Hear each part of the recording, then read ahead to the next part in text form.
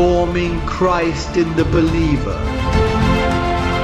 TV Grace International presents the ineffable words of God, the gospel of grace, on the lips of the man, Christ Jesus. Abba Father. क्योंकि आज का मौजू है मजहबी निज़ाम की थकावट। मजहबी निज़ाम एक थका हुआ निज़ाम है। थका हुआ, वो थके हुए संत हैं। ये ऐसा ही है जब भीड़ को ताज़ा घास, ताज़ा चरागा ना दी जाए। ठीक है, ये भेड़ों की ऊन में ज़ाहिर होता है, तो मैं उन्हें पूरे निज़ाम को इसी तरह देखता हूं। और हम उसके बारे में बात करने जा रहे हैं कि ऐसा क्यों है। आइए इब्रानियों के बाब 6 आयत 1 से शुरू करें। ये एक ऐसी आयत है जिसे आप सुनने के आदी है। थकावट का सबब क्या है? इब्रानियों बाब 6 आयत 1।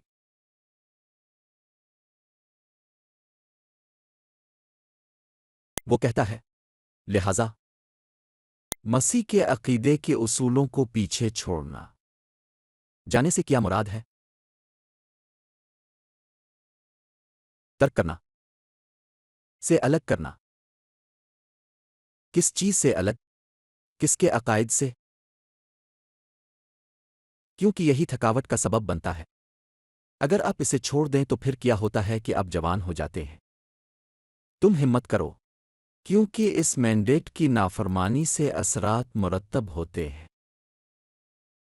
फिर वो कहता है, मसीह के अकीदा की इब्तिदाई बातों को छोड़कर हम कमाल की तरफ चलते हैं। आगे कहाँ की तरफ? इसका मतलब यह है कि मजहबी निज़ाम मसीह के अकीदा के उसूलों को नहीं छोड़ता। वो कमाल में दाखिल नहीं हो सके हैं। और क्या कमाल पैदा करता है? खुशी, एक सेहतमंद चर्च, अच्छी रूहों में एक चर्च, एक चर्च जो एक ही बात करता है, जिससे रूह की वहदत बरकरार रहती है। इताअत के लिए आइए इन उसूलों को पीछे छोड़ दें। मसीह के अकीदा के वो इब्तिदाई बातें। आयत नंबर 2 में कुछ इब्तिदाई बातें बयान की गई हैं। कुछ आयत 2 कहती है,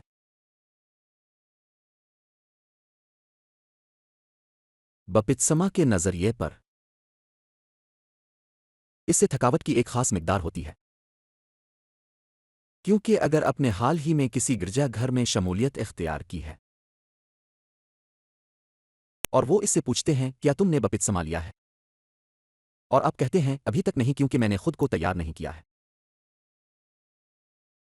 इसका मतलब यह है कि बपतिस्मा की कुछ कस्में हैं। काका, आप ये समझिए कि जब आप बपतिस्मा लेते हैं तो आप क्या करने जा रहे हैं। ये खुद ब खुद आपको एक कमतर पोजीशन में रखता है, क्योंकि ये बताता है कि जब तक आप बपतिस्मा नहीं लेते बतौर मोमिन, आप में किसी चीज़ की कमी है। फिर हाथ बांधने के बारे में भी कहता है। किसी पर हाथ क्यों डालते हैं? जब कोई आप पर हाथ डालता है, ये आपको कुछ शामिल करना है, तुमसे कुछ छीन लेना। अगर वो समझते हैं कि आप पर कब्जा कर लिया गया है, शैतान से छुटकारा पाने के लिए आपको अपने आप पर हाथ रखना पड़ता है। अगर वो समझते हैं कि आप बीमार हैं, और चूंकि आप एक गरीब अनपढ़ मोमिन हैं, कि आप नहीं जानते कि अपने आप को सेहतमंद करार देने के लिए मसीह के दिमाग को कैसे मुतहर्रिक करना है, फिर आपको इससे कहना पड़ेगा, पादरी मुझ पर हाथ रखो। और फिर पौलुस रसूल कहता है, ताकि इन उसूलों से बचा जा सके। फिर अब बेहतर तौर पर अपने आप को तालीम दें। जान लो कि जो रब से जड़ा है वो इसके साथ एक रूह है और हाथ डालने की जरूरत नहीं, क्योंकि जो रूह तुम में है और वो रूह जो मुझ में है वो मुत्तहिद हैं। और लफ्ज़ ये हम में काम करता है इकरार करते वक्त। ये आपको शिफा देता है। आप पर हाथ डालने से ग्रेज करें। क्या ऐसा है?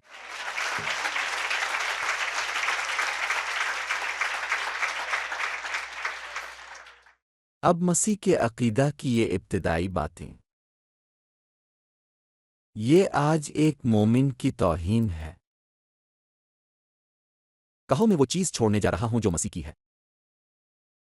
वो इस पर अमल करना चाहते हैं जो इसने किया था। जो मसला पैदा होता है वो है कि ईसा नासरी ईसाई नहीं थे, रसूल मसीही नहीं थे, वो यहूदी थे, खतना का और यहूदियों के मामूलात, इनमें से कुछ धोने वाले थे, हाथों पर लेटना, और फिर ये सब कुछ यसू नासरी की यहूदी निज़ाम की इताअत से पैदा हुआ। नए अहदनामा में असल में 8 किताबें हैं। किसने लिखा है? एक पतरस रसूल ने लिखा था, एक सेंटियागो ने लिखा था, एक और ने उन्हें जान लिखा, और दूसरा हुदाह ने लिखा था, ना कि इस्करियोती ने, वो नहीं जिसने इसे पकड़वाया बल्कि जिस्मानी तौर पर ईसा का भाई। वो 4 किरदार उन्होंने लिखा, पहला पीटर, दूसरा पीटर, पहला जान, दूसरा जान, तीसरा जान, जूद वही। और मैंने जेम्स की किताब का जिक्र तक नहीं किया, लेकिन यह पीटर के सामने आता है। और कल 8 किताबें हैं। मजहबी निज़ाम में वो 8 किताबें, वो खतना के रहनुमा के तौर पर जाने जाते हैं। खतना वालों ने वो 8 किताबें लिखीं। और पोलिस ने जब खतना करने वालों के बारे में बात की थी, पाल ने निशानदेही की कि उन्होंने पूरे घरों को परेशान कर दिया। वो सारे घरों को क्यों उल्टा देते हैं? क्योंकि खतना ईमान कामों के साथ मिला हुआ है और यह थकावट का सबब बनता है, जो आपको ईमान से दूर कर देता है। फितरी तौर पर कहते हैं कि आप ईमान से बचाए गए हैं, लेकिन फिर आपको कुछ चीजें करना होंगी।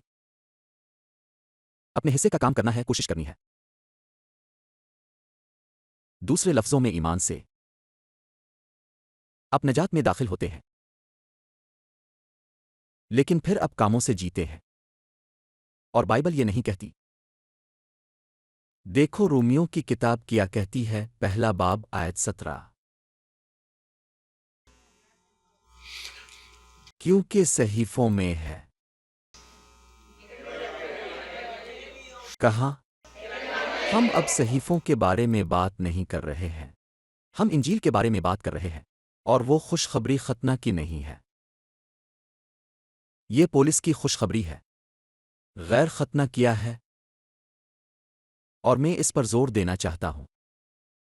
हाल ही में यहां मियामी में एक सहाफ़ी ने मेरा इंटरव्यू किया, और मैंने इससे जिक्र किया कि मैं खतना और गैर खतना के बारे में बात करना चाहता हूं। इसने मुझसे जिक्र किया कि हम ऐसे अल्फाज इस्तेमाल करने जा रहे हैं जो लोग समझते हैं, और मुझे लगता है कि वो खुद इस इस्तिलाह को नहीं समझती थी। लिहाजा अगर आप बतौर मोमिन वाकिफ नहीं हैं इन शराइत के साथ, होता यह है कि एक दिन आप खतना का खाना खाते हैं और आप इसे गैर मख्तून के साथ मिला देते हैं। लेकिन जब आप तालीम याफ्ता है और वो इसे बाइबल की एक आयत के साथ पेश करते हैं, आप जानते हैं कि कितना अच्छा लिखारी है। जैसे एक पढ़े लिखे कातिब, तुम खजाने में हाथ डालो और खजाने में पुरानी चीजें और नई चीजें हैं।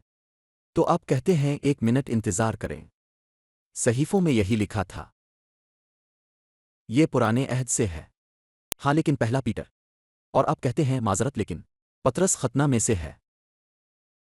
अब अगर आप मुझसे पोलिस के 14 खतूत के बारे में बात करें तो ये आयत इसी जगह पर फुट बैठती है।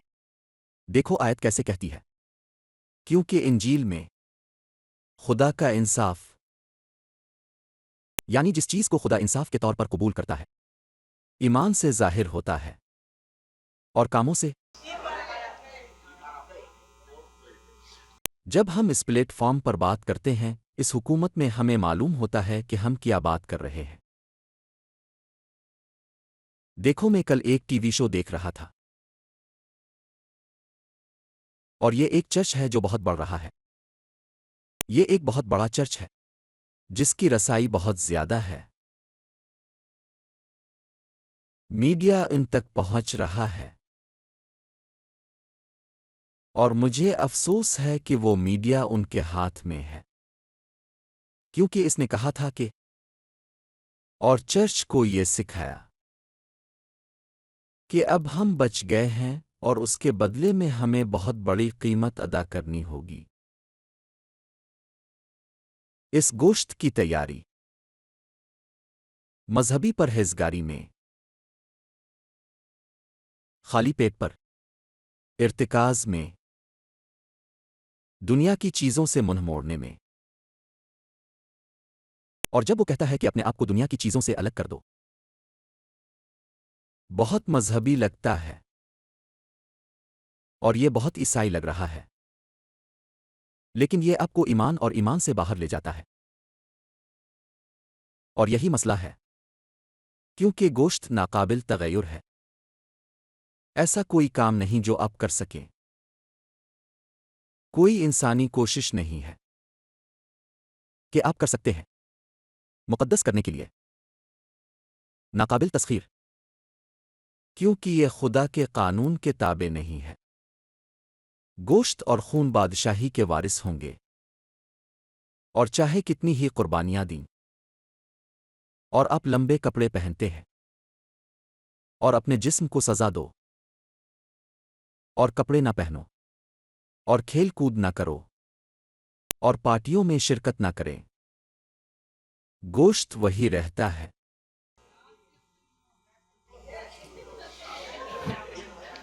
ये एक सुवर लेने और इसे कमरे में लाने के मुतरादिफ है।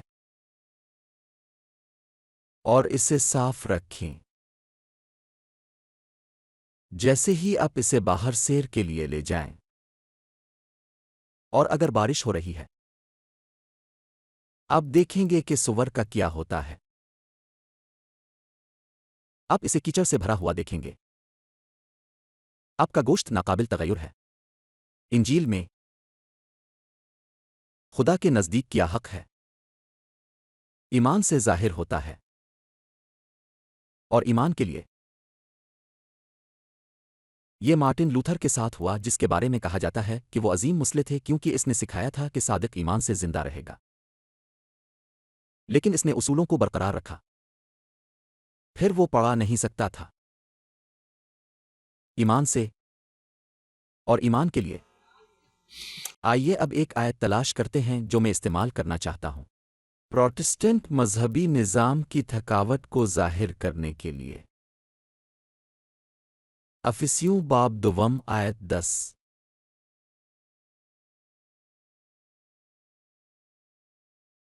क्योंकि हम उसके काम हैं के लिए मसीह यीशु में पैदा किया, जिसे मैं कीमत अदा करके हासिल करूंगा। दूसरे लफ्ज़ों में, हमें उन कामों में चलने के लिए बुलाया गया जो इसने हम में से हर एक के लिए तैयार किए थे। और वो अच्छे हैं, क्योंकि जो आप अपने रोज़ों और अपनी कोशिशों से बनाते हैं, ये फ़ख्र पैदा करते हैं, ये मवाजना पैदा करते हैं। देखो, मैं तुमसे ज़्यादा मुक़द्दस हूं। मैं अब से ज़्यादा चर्च जाता हूं। मैंने बपतिस्मा लिया है, अपने बपतिस्मा नहीं लिया है। मैं हाथ डालता हूं। तुम फिर भी किसी के लिए दुआ नहीं करते। तुम ईमान में बच्चे हो। सही बात है कि खुदा ने आपको बुलाया है और आपको चलने के लिए भेजता है, कामों में जो इसने पहले ही आपके लिए तैयार कर रखा है। आपको कुछ करने की जरूरत नहीं है।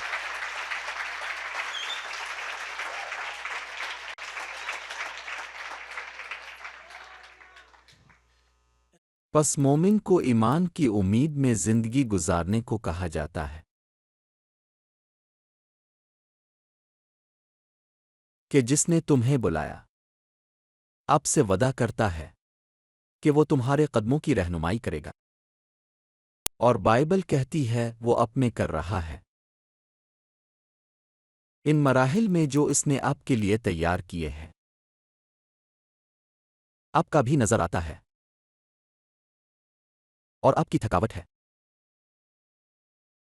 और हम इंसान की हैसियत से गलतियां करते हैं, लेकिन हमने पता लगाना शुरू कर दिया कि ये वो काम नहीं हैं जो खुदा ने मेरे लिए पहले से तैयार किए थे। मुझे ज्यादा शानदार तरीके से जीना चाहिए, मुझे बेहतर होना चाहिए, और इस ख्वाहिश में फरिश्ते मौजूद हैं। देखो, वो पहले ही समझ रहा है, वो पहले ही समझ चुका है कि ये वो नहीं है बल्कि मैं इसमें हूं। रसूल और उन अच्छे कामों को जाहिर होने में कितना वक्त लगता है, इससे कोई फर्क नहीं पड़ता कि अपने काम किसने शुरू किया, वो इसे खत्म करने जा रहा है। देखो, ईमान के बाप इब्राहिम, खुदा ने इससे बेटे का वादा किया। ये पेशगी काम है। एक बच्चा आ रहा है। ये वो काम है जो पहले से हो चुका है। एक बच्चा आने वाला है और इस बच्चे में तुम वादा के वारिस होगे। अरे, इस वादे को आने में 25 साल लग गए। देखो कितना वक्त लगा। एक दिन इसने कहा, ठीक है, मैं तसव्वुर करता हूं कि यहां किसी को अपना हिस्सा करना है। सारा, देखो, हम समझ नहीं पाए। हमने खुदा के वादे को नहीं समझा। खुदा कहता है, अपनी मदद करो, मैं तुम्हारी मदद करूंगा। सारा, तुम बांझ हो। मैं बूढ़ा हो गया हूं। मेरे पास बच्चा कैसे होगा? देखो, मुझे लगता है कि यहां उम्मीद रखने वाला सिर्फ मैं ही हूं, क्योंकि तुम बांझ हो। और अगर बरकत बच्चे में हो, अरे तुम मुझे गुलाम के साथ सोने क्यों नहीं देते? इसके अलावा वो हमारे घर का हिस्सा है। शायद मैं समझ नहीं पाया था कि वो मुझे इसके साथ क्या बताने की कोशिश कर रहा है। वो आपके घर का हिस्सा है, आपके रिश्तेदार है, और उसका ताल्लुक गुलाम के साथ है, क्योंकि वो मेरे लिए काम करती है और हम हमेशा साथ रहते हैं। और ऐसा लगता है कि सारा ने कहा, ठीक है, करो।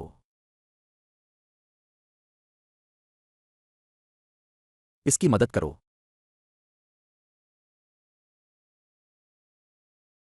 आदमी लाइलाज है, मजहबी। आप हमेशा अपने हिस्से का काम करना चाहते हैं,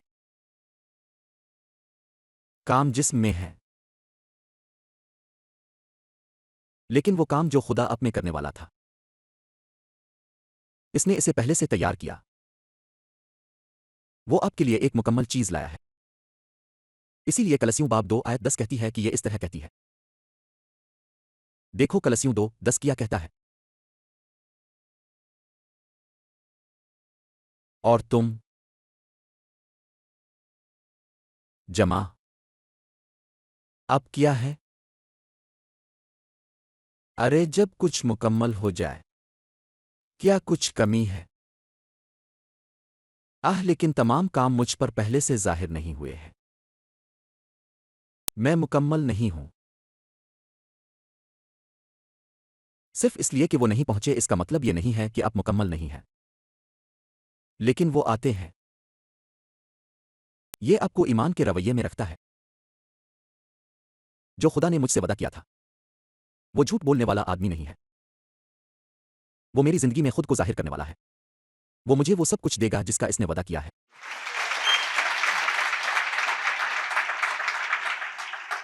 खुदा को अपने मंसूबों पर अमल करने में हमेशा वक्त लगता है।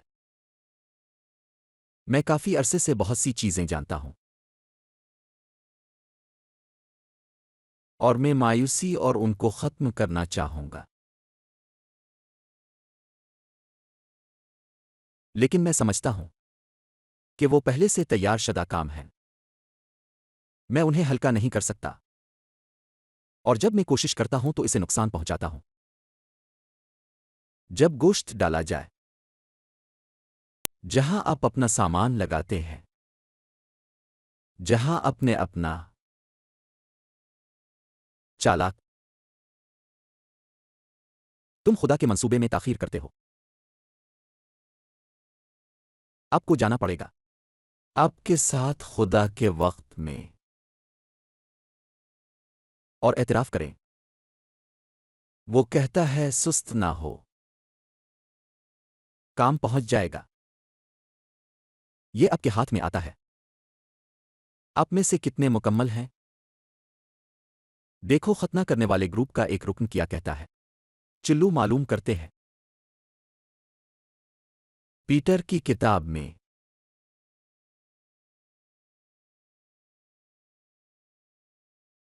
क्या तुम नहीं जानते कि ये कहाँ है? तुम लोग उन किताबों से अब तक भटक गए हो ना। देखो वो किस तरह दूसरा पीटर कहता है।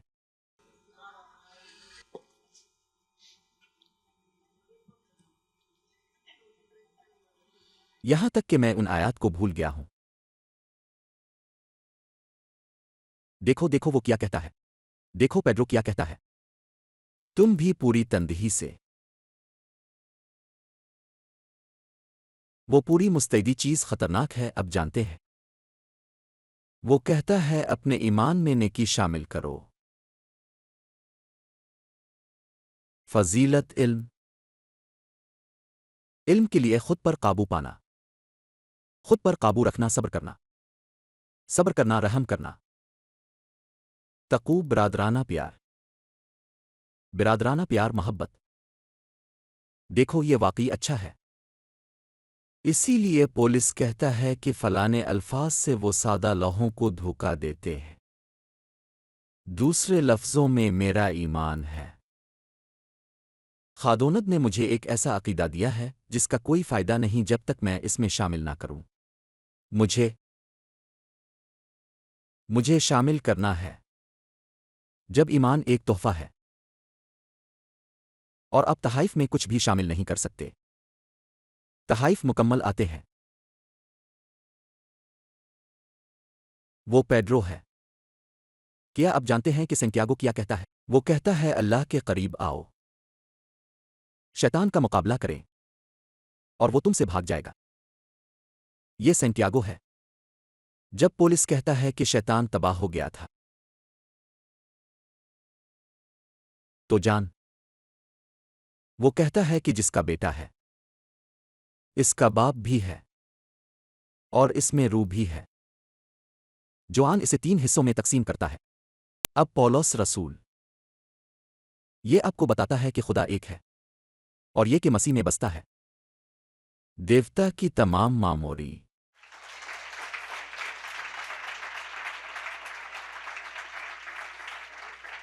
इसीलिए तिसबाब 1 आयत 10 में देखो पौलुस रसूल खतना करने वालों के बारे में क्या कहता है। क्योंकि बहुत से जिद्दी लोग हैं, बातिल की बातें करने वाले और धोखेबाज। अरे ज्यादातर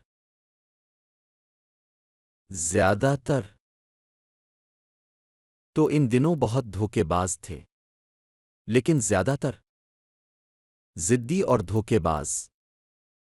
वो कहता है कि वो खतना करने वाले थे। और खतना का सरबरा कौन था?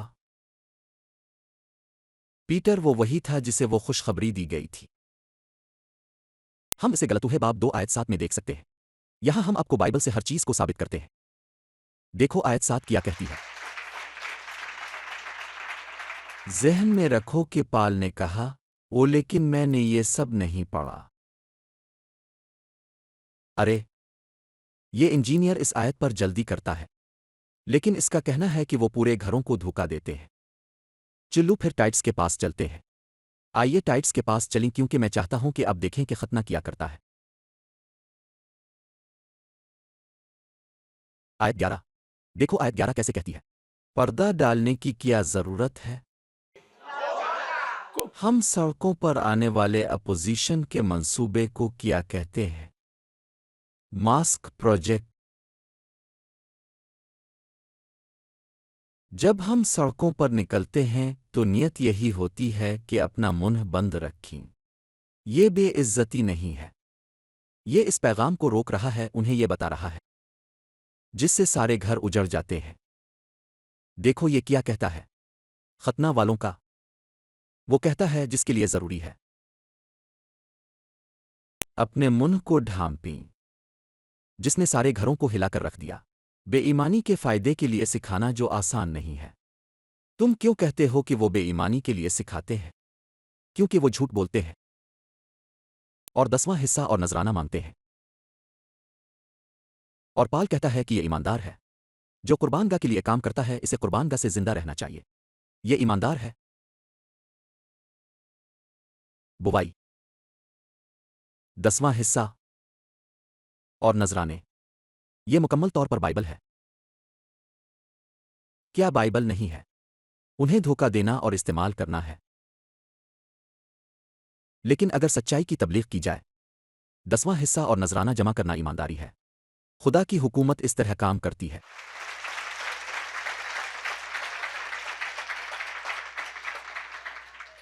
आइए साबित करें कि 2 उंजीलें हैं और देखते हैं कि खतना का सदर कौन है। सदर जो पूरे ऐवानों को परेशान करता है। गलतू है 2:7। ये इस्लाहात के निकात हैं। इसीलिए हम उनके बारे में बात कर रहे हैं। और इसीलिए हम इसका अंग्रेजी में तर्जमा कर रहे हैं ताकि ये हमारे मुबारक अमरीकियों तक पहुंच सके कि उन्होंने इस पैगाम को नहीं समझा। वो समझते हैं कि रसूल दोस्त हैं। आप उनसे बात करें और वो बेदिली से कहते हैं ए खादोनद यसू मसीह के रसूल। लेकिन क्या रसूल? और वो जवाब देते हैं ठीक है उन सबको। लेकिन गैर मख्तूम के साथ खतना। वो कहते हैं वही बात है। वो कहते हैं कि ये एक ही चीज़ है। मजहबी माहिरीन, मैंने उन्हें टेलीविजन पर देखा है। पूरी अमरीकी कौम में जाना जाता है। वो इसको तकसीम नहीं करते। और देखो आयत 7 वहां क्या कहती है। ये कहता है इसके बरक्स। जैसा कि इन्होंने देखा कि मुझे खादोनत की खुशखबरी सौंपी गई है। गैर खतना पीटर की तरह कौन सा? पेड्रो को कौन सा? अब पुलिस ने खतना करने वालों के बारे में क्या कहा? ज्यादातर किया।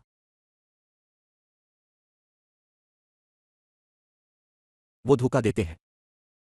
वो परेशान और बेईमानी का फायदा। और पहला पोप कौन था?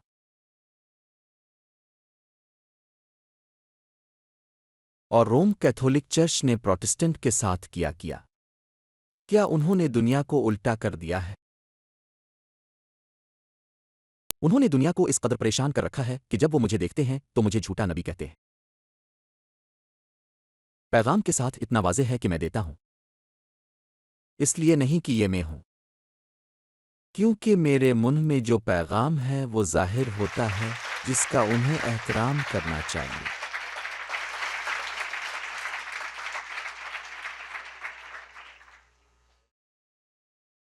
फिर उनकी समझ नहीं होती। हमें जोर देना होगा। 2 उंजेलें हैं। एक मुनासिब नहीं है, क्योंकि ये आपको परेशान करता है। देखो ये गिरोह कितने परेशान हैं। और फिर वो ईमान से जिंदा नहीं रहते। वो कामों को मिला देते हैं। इसलिए खादी उनको झूठ की रूह भेजता है, एक फरेब देने वाली ताकत। जब आप वहां के चर्च में जाते हैं जहां वो आपको आगे आने की दावत देते हैं और आप देखते हैं कि कोई करता है, हाथ रखो और फर्श पर फेंक देता है। ये खुदा की कुदरत है, लेकिन ये धोखा देने वाली ताकत है। अमेरिका ऐसे लोगों से भरा पड़ा है और वो समझते हैं कि ये ताकत है। देखो, ये ताकत है क्योंकि वो शख्स गिर गया, लेकिन जो शख्स उठता है इसके ज़हन पर उसका क्या असर पड़ता है जब वो उठता है? क्या आप जानते हैं कि दो उंजेले हैं? वो परेशान होकर उठता है, ओ लेकिन ये मैं हूं जो मुझे शिफा देता है। इससे क्या फ़र्क पड़ता है कि अगर वो आपके हाथ को ठीक करते हैं या कोई जिस्मानी चीज़, अगर वो आपके सर को नुकसान पहुंचाते हैं? आपकी रूह उलझन में है। Por eso इसीलिए los आज medios मीडिया noticiosos hoy पहली चीज़ जो वो मुझसे पूछते हैं, क्या आप निशानियां बनाते हैं? क्या आप मुजिज़े करते हैं? और वो ये नहीं जानते कि ये वही है जहां धोखा है। निशानियां, मौजिज़ात, वो इस बात का इशारा नहीं है कि आप सच्चाई पर चल रहे हैं। इसके बरक्स, ये एक फ़रेब देने वाली ताकत है। खुदा देखे, इर्तिदाद जिसमें वो रहते हैं, वो तौहीन रिसालत जिसमें वो रहते हैं, जो कुछ भी शामिल करने की ज़रूरत नहीं है इसमें शामिल करना। इख्तिलात ईमान के साथ काम करता है। इसलिए खुदा का दिल उन्हें एक फ़रेबी ताकत भेजता है और वो 20 साल चर्च में गुजारते हैं, जहां वो आप पर हाथ डालते हैं, जहां वो आपको ज़मीन से उठाते हैं और आपको बार बार गिराते हैं, और ये हमेशा एक जैसा होता है। आप क्या महसूस करते हैं? और उन्हें गिराकर ऊपर उठाते हैं, और आप क्या महसूस करते हैं? मुझे चक्कर आ रहा है। लेकिन आपके पास यहां क्या है? उनके यहां कुछ नहीं है।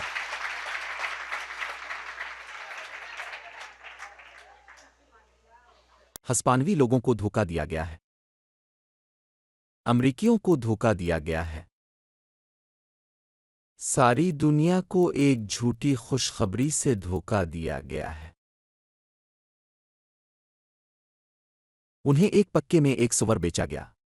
मैं नहीं जानता कि इसका तर्जमा कैसे करूं। वो एक झूठी खुशखबरी के साथ धोखा खा गए थे। ये कितनी बड़ी सादत की बात है कि हम ये समझने के काबिल हुए हैं। ये कितनी बड़ी सादत की बात है कि हमारे बच्चे इन सच्चाइयों को जान सकते हैं कि वो धोखे में नहीं आएंगे, कि वो आपको बेवकूफ़ नहीं बना सकते। तुम में से कोई भी धोखा नहीं खा सकता।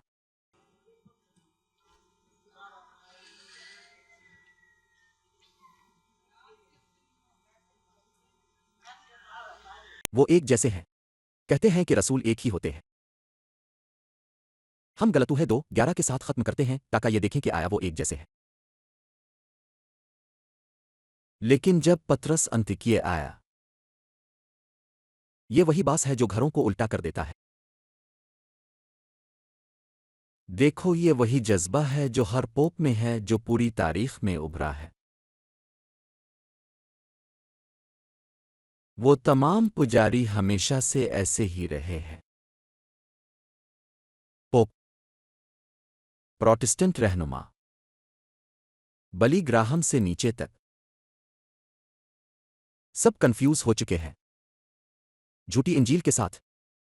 उन्होंने झूठी खुशखबरी से दुनिया को धोखा दिया है। उनकी मजम्मत की जाए। पोलिस ने पतरस से यही कहा। देखो गलतूहे 2:11 क्या कहता है। लेकिन जब पतरस अंतिकिये में आया तो मैंने इसके सामने इसका मुकाबला किया, क्योंकि इसकी मजम्मत की जानी थी। खत्म करने के लिए आयत 14 को देखें।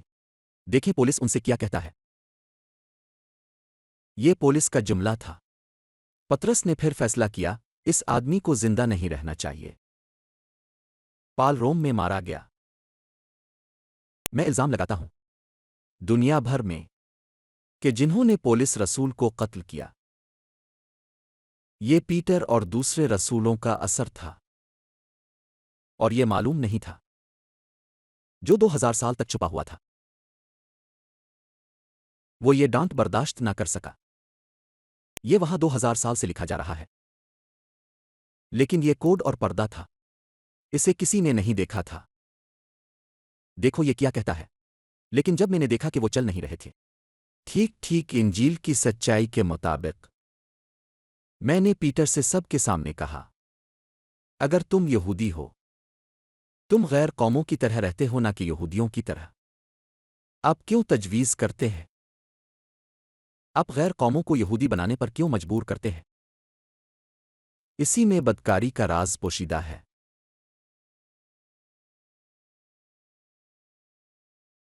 जुल्म का अजीम राज कि दुनिया ने सोचा कि 11 रसूल वो अच्छे लोग थे। ये सबसे ज्यादा शरीर और शरीर आदमी हैं जिन्होंने दुनिया को धोखा दिया है।